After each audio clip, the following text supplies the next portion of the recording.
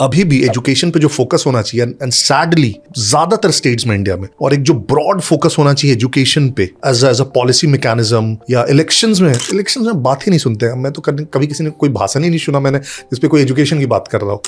और मुझे लगता है कोई अगर इलेक्शन के भाषण में एजुकेशन पे कुछ बोल दे तो फिर सब हंस देंगे क्योंकि इतना अजीब लगेगा उस सुनने में, राइट। तो उस पर जो फोकस आना चाहिए और जो बात होनी चाहिए, क्वालिटी तो बहुत बाद में आती है, पहले बेसिक्स पे बात होनी चाहिए। The kind of schools we have, colleges we have, universities we have, the kind of people who are running that, the kind of teachers we have. You know, अब ज्यादातर स्टेट्स में देखेंगे कि टेम्पररी टीचर्स पढ़ा रहे हैं, पारा शिक्षक जिनको हम बोलते हैं। अब वो इतना कंटेंशियस इशू है, वो जो टीचर है उसको खुद की अपनी जॉब की सिक्योरिटी नहीं, वो क्या पढ़ाएगा बच्चों को। So if we are not able to attract the best of the lot as teachers, अब इनफैक्ट सम ऑफ द जो बेस्ट कंट्रीज एजुकेशन के मामले में स्कैंडिनेवियन कंट्रीज जाएंगे, फिनलैंड, स्वीडन एंड ऑल, तो जो बेस्ट टैलेंट होता है वो टीचर्स बनते हैं। यूएस में भी जो सबसे बेस्ट स्टूडेंट्स होते हैं कॉलेजेस के, तो बाद में जाके ज्यादातर उसमें आप आधे देखेंगे रिसर्च में जाएंगे और वो प्रोफेसर्स बनेंगे। सैडली हमारे यहाँ नहीं होता है। हमारे यहाँ टीचर्स वही बनते हैं जो फिर अगेन जिंदगी में कुछ नहीं किया तो बीएड करो, टीचर बन जाओ। तो उस पर जो बात होनी चाहिए, फोकस होनी चाहिए, वो है ही नहीं।